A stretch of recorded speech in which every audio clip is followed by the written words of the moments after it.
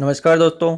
आज है 30 मई और आज हम पढ़ने वाले हैं 30 मई के इम्पोर्टेंट करंट अफेयर्स एवं उनसे जुड़े हुए रिलेटेड फैक्ट। दोस्तों, अगर वीडियो अच्छा लगे तो वीडियो को लाइक करें, अपने दोस्तों के साथ शेयर करें और चैनल को सब्सक्राइब करें। चलिए शुरू करते हैं।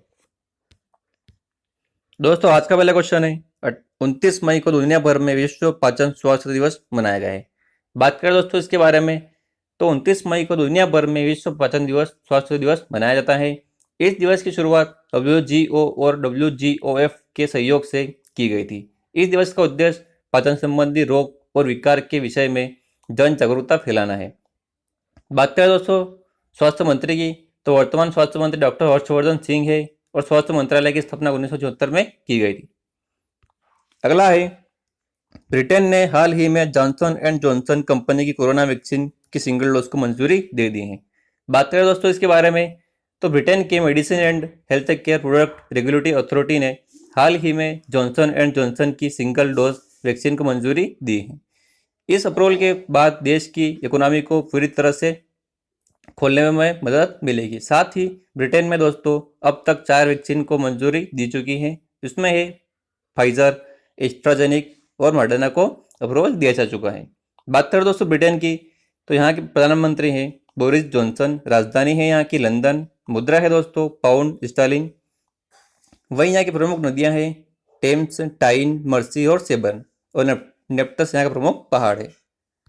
अगला है दोस्तों, चीन के प्रसिद्ध वैज्ञानिक युआन लोंगपिंग हाल ही में जिनका निधन हो गया है। बात करें दोस्तों इनके बारे में, तो चीन के प्रसिद्ध वैज्ञानिक युआन लोंगपिंग का हाल ही में 51 वर्ष की उम्र में निधन हो गया है। इन्हें चीन में हाइब्रिड चावल के जनक के रूप में जाना जाता है। इन्होंने धान की संकर प्रजाति विकसित की थी। आज दोस्तों चीन इनकी वजह से खाद्यान्न उत्पादन में वृद्धि हुई है और वो आज टॉप पे पहुंच पाया है।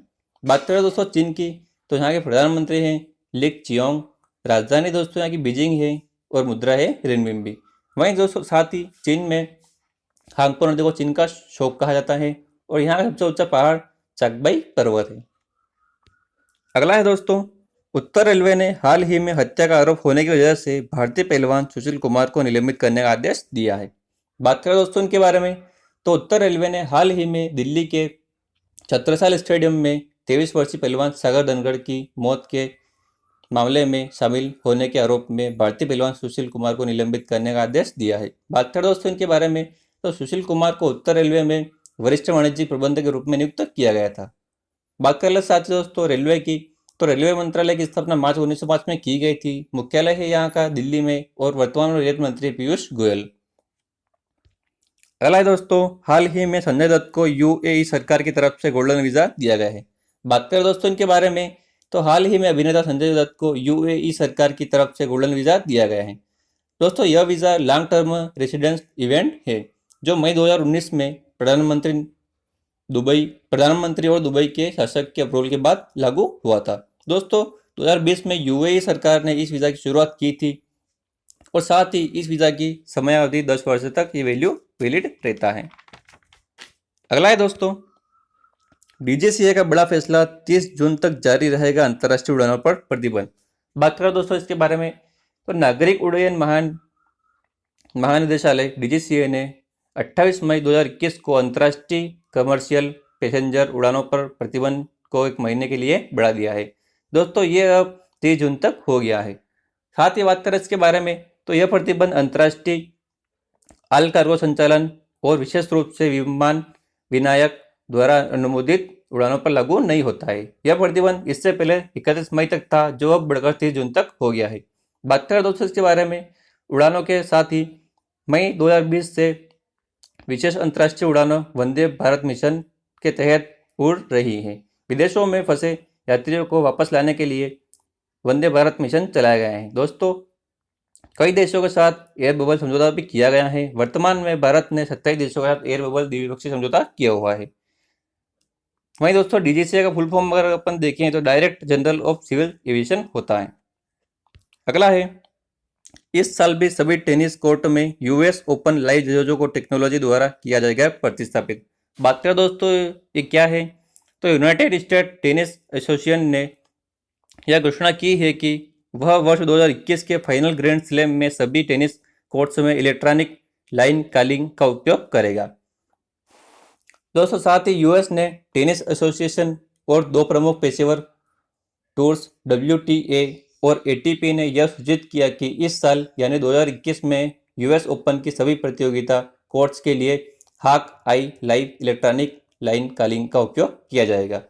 दोस्तों इसके साथ ही Louis Armstrong Arthur Ashe stadium के अलावा वर्ष 2020 में वेस्टर्न और सदर्न ओपन में भी इलेक्ट्रिक लाइन कॉलिंग का उपयोग किया गया था। दोस्तों बात करते हैं लाइन कॉलिंग क्या है, तो टेनिस में लाइन जज ऐसा अधिकारी होता है जिसका काम कोर्ट की सीमा रेखा में टेनिस गेंदों के संचरण का निरीक्षण करना होता है।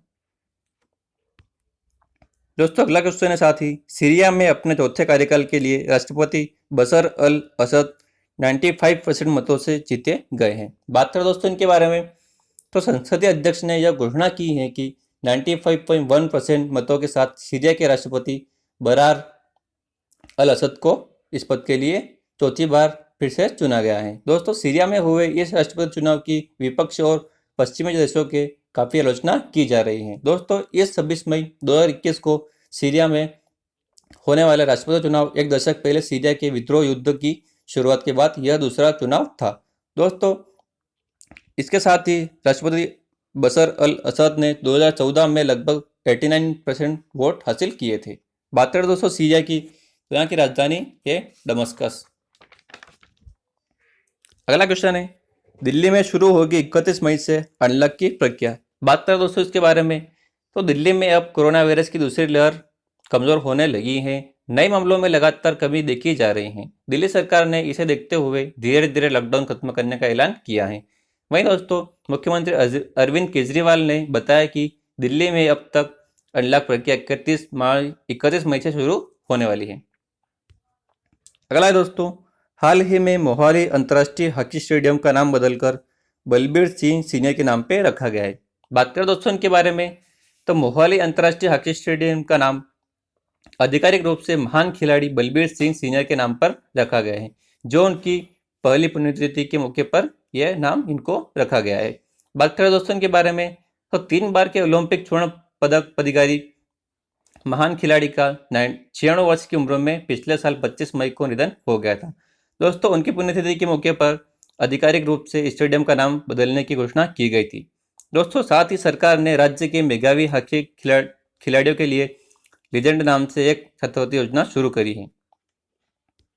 अगला है दोस्तों, हिंदी पत्रकारिता 30 मई को यह दिवस मनाया जाता है। दोस्तों 30 मई को हिंदी पत्रकारिता दिवस मनाया जाता है। बात करें इसके बारे में, तो हिंदी भाषा में उद्दंत मार्तंड के नाम से पहला समाचार पत्र 30 मई 1826 में निकाला गया था। दोस्तों इसलिए इस दिन को हिंदी पत्रिका दिवस के रूप में मनाया जाता है। बात करें दोस्तों इनकी, तो पंडित जुगल किशोर शुक्ल ने इसे कलकत्ता से एक साप्ताहिक पत्र के रूप में शुरू किया था। इसके प्रकाशक व संपादक भी पंडित जुगल किशोर ही थे। दोस्तों इस तरह हिंदी पत्रकारिता की शुरुआत करने वाले पंडित जुगल किशोर शुक्ल का हिंदी पत्रकारिता के रूप में अहम सम्मान रखा गया है। तो दोस्तों ये थे हमारे 30 मिनट के कुछ इंपोर्टेंट करंट अफेयर्स। दोस्तों अगर वीडियो अच्छा लगे तो वीडियो को लाइक करें, अपने दोस्तों के साथ शेयर करें और चैनल को सब्सक्राइब करें ताकि हमें मोटिवेशन मिलता रहे और हम इसी तरह अच्छे अच्छे वीडियो बनाते रहे आपके लिए।